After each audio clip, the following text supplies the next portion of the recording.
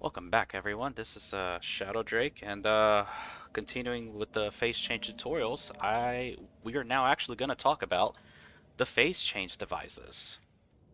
I've made a video for how to use them to make a simple phase change device cooling, and how basically to use them effectively. But starting out, chances are you probably looked at this thing and wondered, what the heck does this do?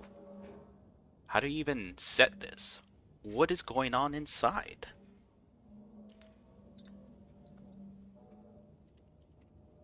So these can be built in a tier 1 pipe bender. Steel is pretty much what you will need. And they will make an evaporation or a condensation chamber. Pause the game. And looking at either of them, you just get some nice flavor text for what it does.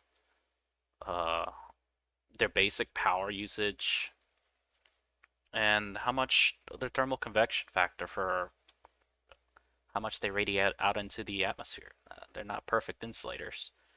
And exactly what you need. Mostly steel sheets, and of course you have your data logic if you want to do that.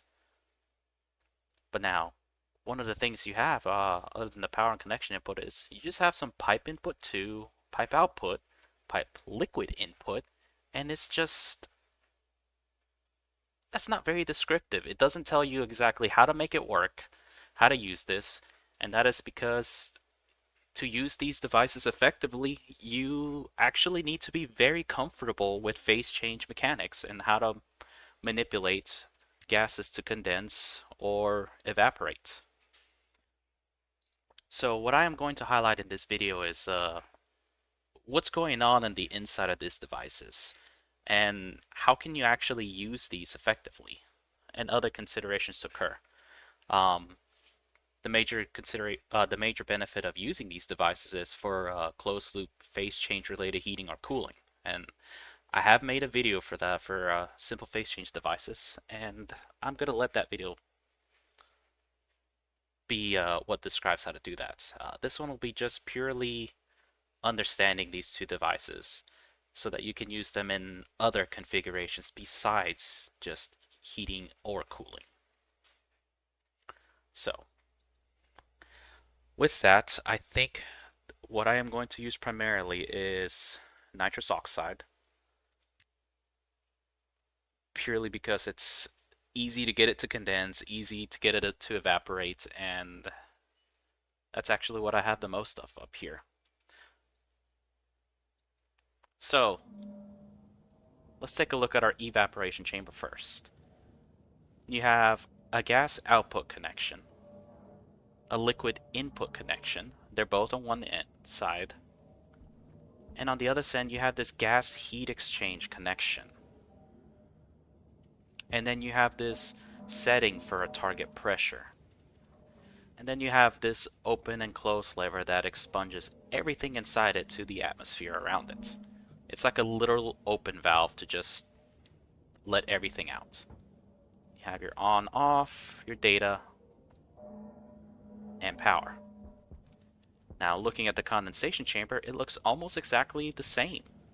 Same to connection and data power, our heat exchange. However, you will notice a difference on these pipes. It has a gas input connection and a liquid output connection. This is why they make such a good pair for a closed loop phase change device system. Because the evaporation chamber will evaporate liquids, push them out this gas output chamber, and if you connect it to the condensation chamber, they can go into this gas input chamber. The condensation chamber will condense liquids, and it will push them out this liquid output connection, which can then be routed right back to the liquid input for the evaporation chamber, and thus completing the loop. And that's why you have the heat exchange ports so that they can properly heat up or cool down what they're attached to. The evap chamber will cool down what is attached to this heat exchange connection, and the condensation chamber will heat up what is connected to it. And this goes back to the phase change mechanics. When a gas condenses, it releases latent energy. when the liquid evaporates, it takes in latent energy. But now that still doesn't say much about this target pressure. So if we were to take a look at our NOS, let's say we're trying to get this heat exchange connection pipe to 20 Celsius. So what you would see on your phase change diagram for NOS, you want to hover along this curve, and that will tell you the temperature and the pressure for where phase changing will be happening. Like, keep in mind that so long as the pressure is above here, the gas will condense or any liquids will stay as a liquid. If the pressure, however, drops below the curve, gases will stay as a gas and liquids will be forced to evaporate. So this critical point right here is what you are looking for setting these devices. So if you want to set this to 20 Celsius, you gotta hover over with your mouse, scroll all the way to 20 Celsius. I have this checked for Celsius. If you don't, it'll be in Kelvin.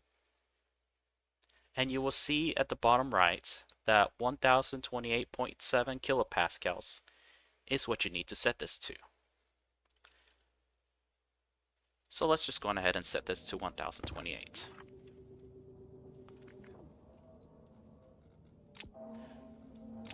Now, we're going to go ahead and connect. Let me see here. Where's my NOS line? That's my NOS line. We're going to go ahead and connect this. I'm not going to have enough liquid pipes.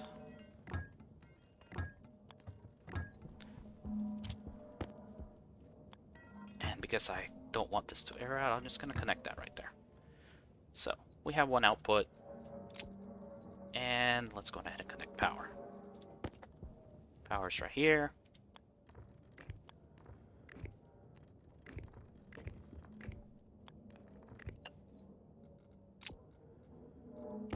Let's take a quick see. So I have some liquid NOS. It is currently at 25 Celsius, so 20 Celsius is going to do something, but it's not going to get...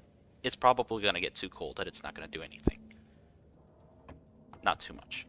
So if I were to just turn this on, it's going to draw in liquid NOS, and you're going to see evaporation happening, and this evap chamber is going to desperately try to get to this target pressure setting, which is 1028. And as you can tell, we're way below the temperature that we're actually having condensation occur. And you're going to see that this will stop. So we're at 20 liters. So what's happened here? We have nothing coming out of the gas pipe network. We have NOS in here at 15 Celsius. For like, it's almost at the target temperature. It's off by like 18 kilopascals more than likely. And we're stuck with 20 liters of liquid and nothing else is really happening. We have plenty of liquids here. So what's going on? And so this is why this heat exchange line is something important to have. This evaporation chamber really honestly does not care about this temperature. It does not care about what's inside it. It will only care that it fills up in liquids, which is exactly 10% of its capacity, and only care about reaching this target pressure. Those are the only things this evaporation chamber cares about.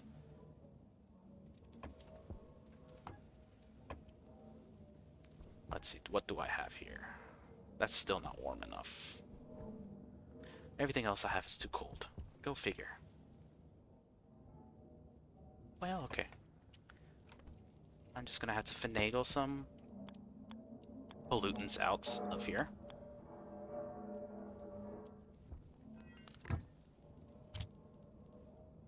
Where are my liquid pipes? There they are.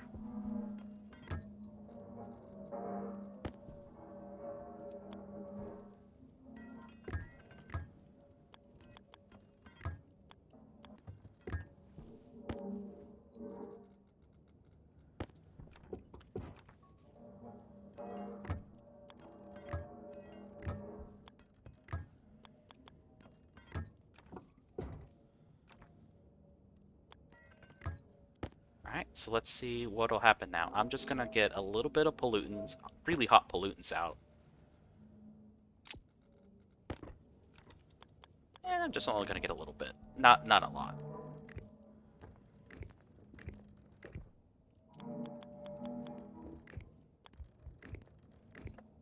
Alright. So, we got this running. Close that. It's 15 Celsius. Let's just push a little bit of pollutants out here. So here we go. Alright, so what happened here? Still nothing has come out. These pollutants that I pushed, they were 128 Celsius. I'm using a purge valve, so gas is not... Only gas is coming out. There's no liquid, so there's no evaporation happening in here. But as you can see, there's 17.7 Celsius. That's exactly what the evaporation chamber is. So if I were to grab more out, you see that the temperature increases. And so is the evaporation chamber. Well, now you're having evaporation happening.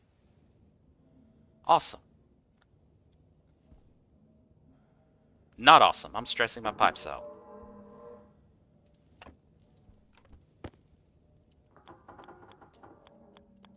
Come on now.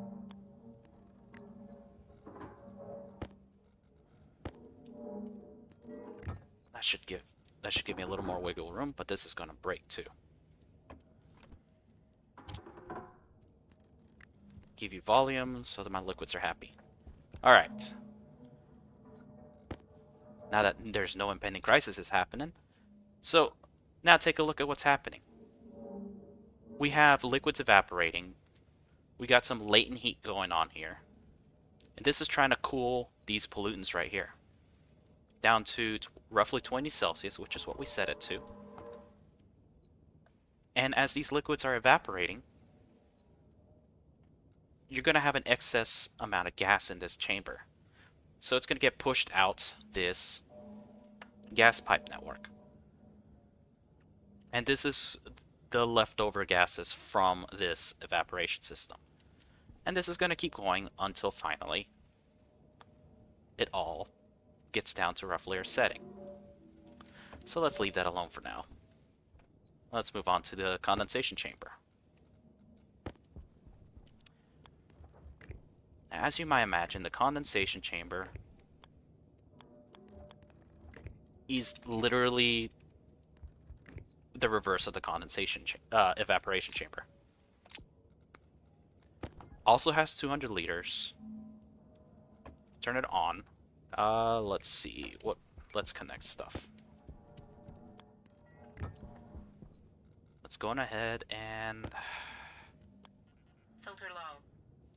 Okay. No. Let me do something here. Stop. This is just not going to end well. For what I'm going to do. This is not going to end well.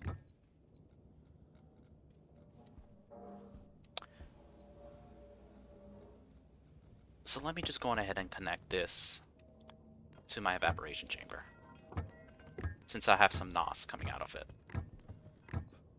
Oh, come on now.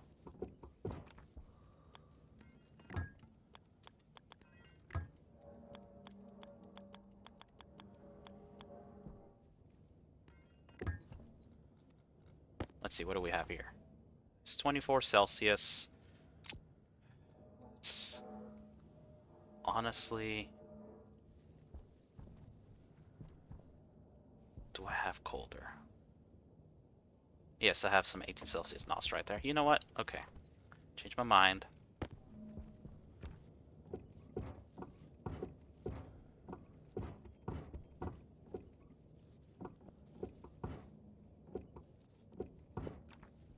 We're going to use this instead.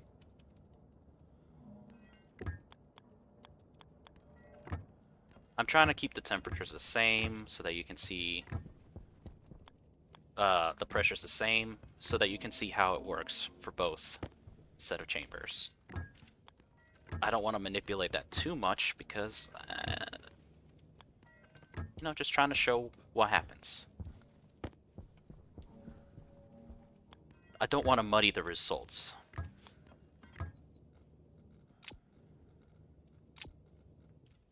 Alright. Alright, as you can see here, this actually got a little bit below 20.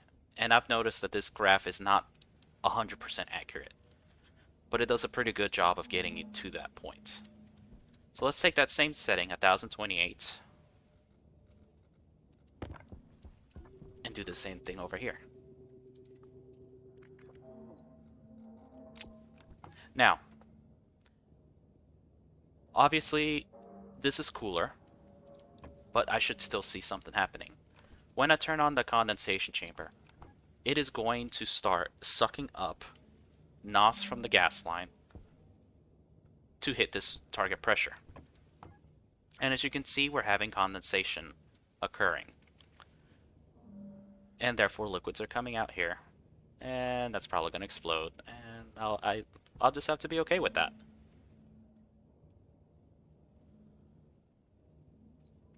And it'll basically keep going up until it hits this target setting. So we're having a tiny bit of condensation.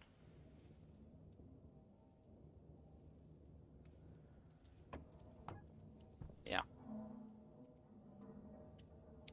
And so what happens if I put nitrous that was hotter than this 20? Like if I were to put this nitrous in instead. What would have ended up happening is this would have filled up and there would have been no condensation. So let's go ahead and turn that off. Actually, the easiest way to show that is to attach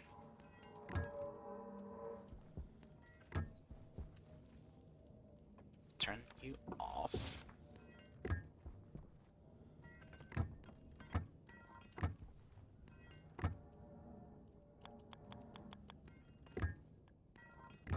Alright. Let's show off what happens when you pull the lever. So when you pull the lever, and you can see in my atmosphere, I have NOS in my atmosphere. So if for some reason you need to clean out what's inside the chamber, just pull that lever. Pull the lever. So let's get some really hot NOS here. Pollutants again. Now let's try this again. Remember, we're trying to get to 20 Celsius.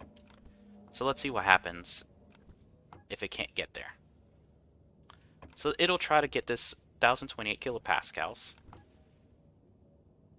And as you can see, it hit that point. But we're not seeing any condensation. It's not drawing any more nitrous oxide. This number is not decreasing at all. And just to confirm, let's clean out that pipe. You have 0 liquid NOS in here. So it goes without saying that nothing is condensing. It's hit the target setting, and you're not going to see anything else happen. If you're at this point and you try to set up these devices and these things are confusing you, I'm hoping this can at least kind of show what happens. So in order for this to actually start doing something, what needs to be attached to the heat exchange port is a gas that is much colder than your desired setting. So right now we have an empty pipe network. I'm just going to attach it to this fuel line. And that's going to cool the gas inside the chamber. And see, now that it's cooled, it's going to keep drawing NOS in. As you can see, my pressure is lowering. And it's going to try to hit that pressure setting, but condensation is occurring. And the reason that happens is because at 8 Celsius, which is where it is, you need at least 9, you need to have less than 960 kilopascals of pressure in there to keep it all as a gas. Remember, we set that to 1028. So we have 1028 kilopascals of pressure in there. If there's 8-degree NOS in there, according to the phase change diagram, you're going to hit the liquid state. You're at the liquid state. The gases have got to condense. And that's why the condensation chamber is generating liquids. Because it's too cold in there that when it hits its pressure setting, it has no choice but to condense NOS. And as you can see here, we are getting liquids in this pipe. And of course, it is evaporating. Thankfully, I think it'll catch itself and then stop trying to explode. Yes, it caught itself.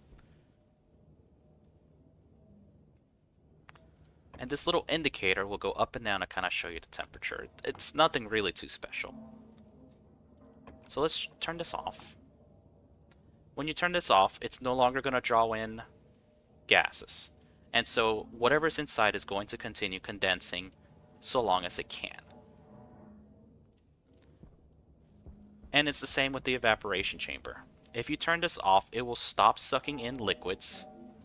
And so if I reconnect this,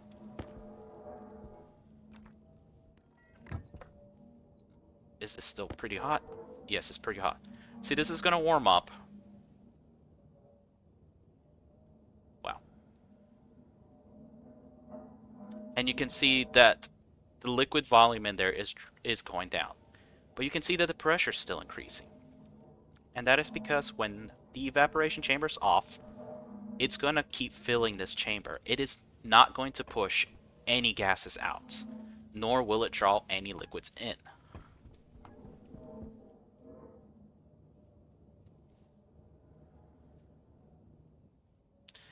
And it looks like the condensation chamber is similar. I still have liquids in here that are not getting pushed out here. And of course, it's not drawing any gases to put them back to meet that pressure setting. So now, what is this over here that I got here?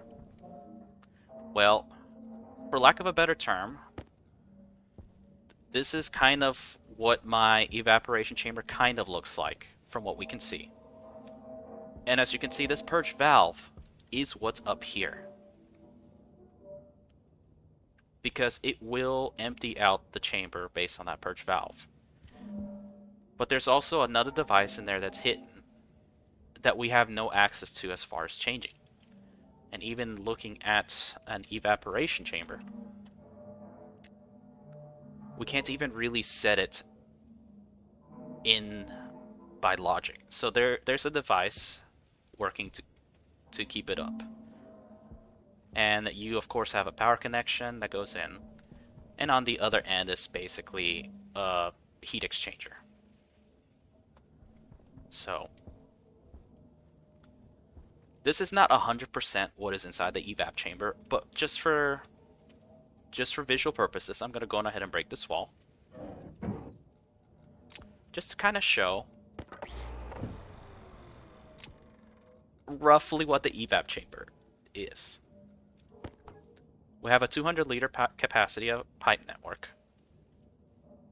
We have this little hidden volume regulator set at 10%.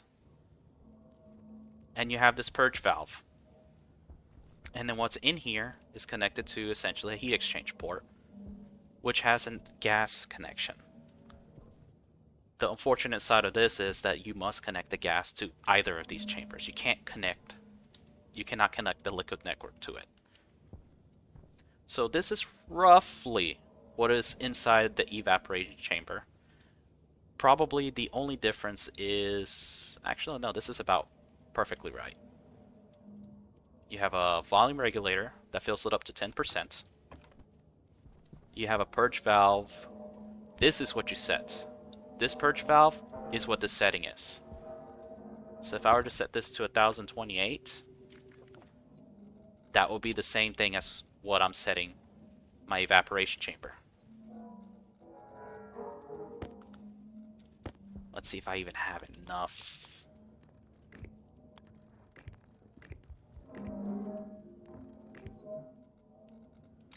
do I have enough liquid pipes? Probably not. Hmm.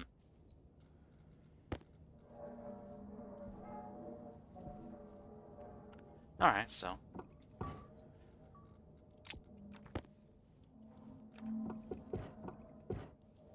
Let's cheat a little bit.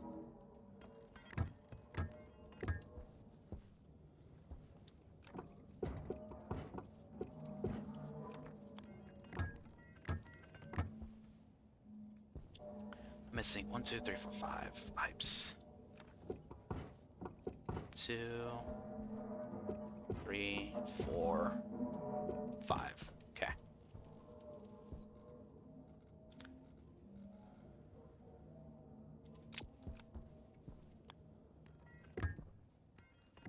And because this is in my way, I'm just gonna go ahead and deconstruct it. Angle grinder.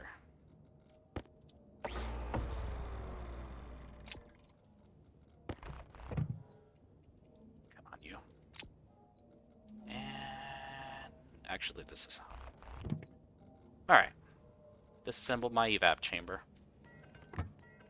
I'm basically doing the same thing here.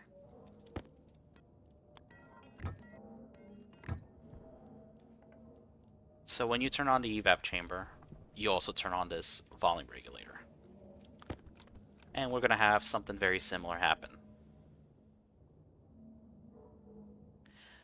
Now, what is different about this, though,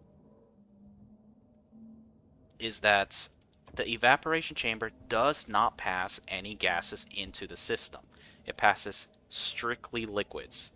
So it's almost kind of like an expansion, like there's like an expansion valve. Oh yeah, I'm breaking stuff right here.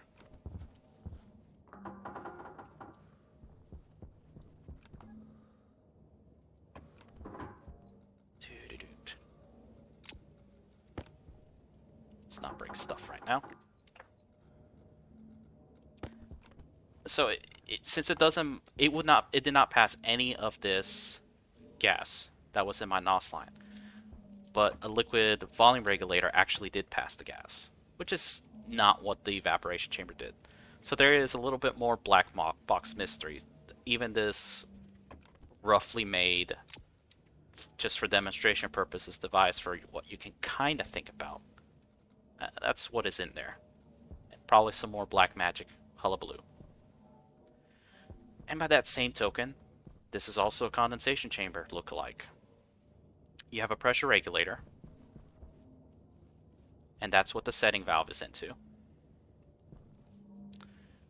On the back, you have a heat exchange connection port, and you also have a liquid connection coming out. So it's going to look a little bit similar to that.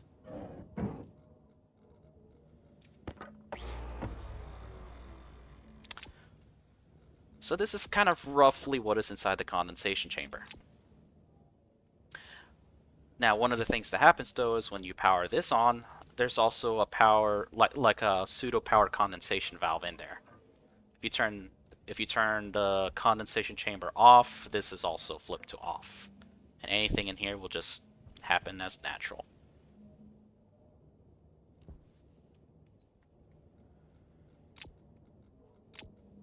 So yeah, with that, hopefully this has at least demystified these two chambers for you a little bit.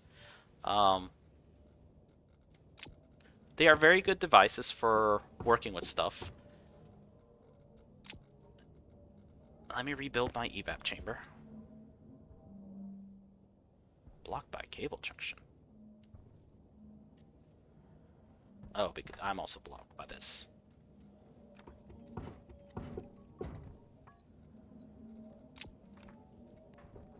There, let's just rebuild you again. Alright. So, main takeaways here. So TLDR version, Evaporation Chamber. You set this pressure based on your gas's phase change diagram. For example, let's try pollutants. Let's go pollutants. If you want your pollutants to evaporate and get yourself down to 20 Celsius, you would set it to roughly 3560 kilopascals. 3560. And so you would then need to feed it liquid pollutants through its liquid network. Just remove that. And then this gas network has to be hotter than your intended target temperature here. So if I want to get pollutants in here at 20 Celsius, this needs to be above 20 Celsius. Another way to think about it is you want to cool down this pipe network to 20 Celsius. So this is going to be hotter than your evap chamber.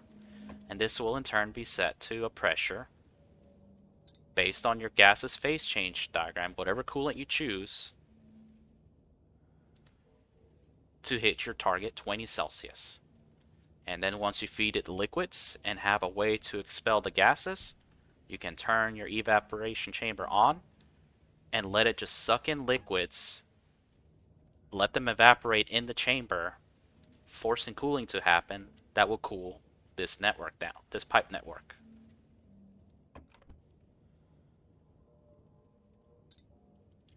And the opposite end for the condensation chamber.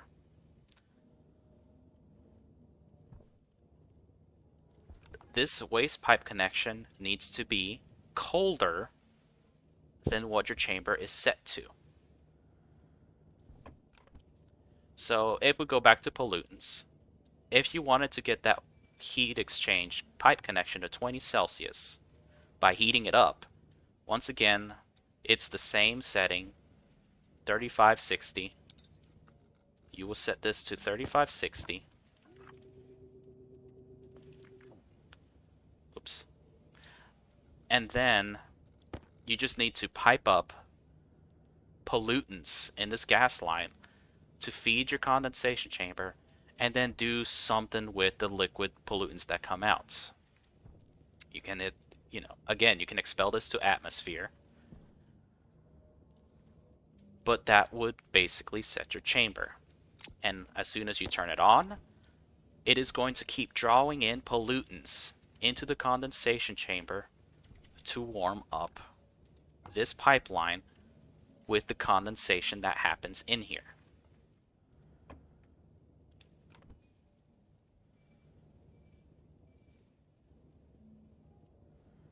Now, the condensation chamber will accept gases that are colder than its setting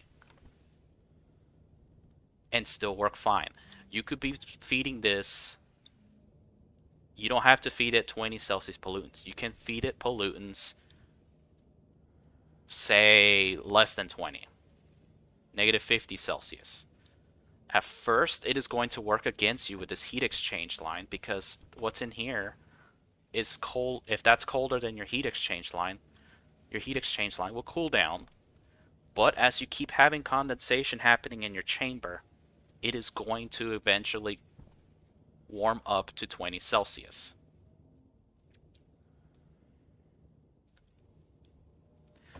On the opposite end, I am so messy. For the evaporation chamber, if you're trying to cool this down from a hot temperature, you can actually bring in liquids that are warmer than your liquid pipeline. At first, it's going to kind of work against you and you'll warm this up. But so long as the liquids are evaporating in your chamber, cooling will eventually happen to cool your waistline to the target temperature. Now, there is a limit to that. You can't just feed what pollutants? You can't just feed 150 Celsius liquid pollutants in here and expect this to hit 20. I've said this in the phase change mechanics, but you are limited by the specific heat and the latent heat. The latent heat divided by specific heat tells you how low, how big, excuse me, how big of a temperature range you can work with. So if I want to cool this down to 20 Celsius, I'm doing some rounding, 2000 divided by 25 is 80 degrees. I cannot use liquid pollutants hotter than 100 Celsius to get this down to 20. The hotter this is, the hotter the liquid pollutants are away from your target temperature, the slower your system will work. The harder it will more you're using up a lot of latent energy of cooling or heating to overcome that difference. So cooler liquids will speed up the process. Just like warmer gases will speed up the process for the condensation chamber. You want to be careful about doing that because you will eventually, the cooler liquids might cool this more than you want, or the hotter gases will heat up the condensation chamber more than you want.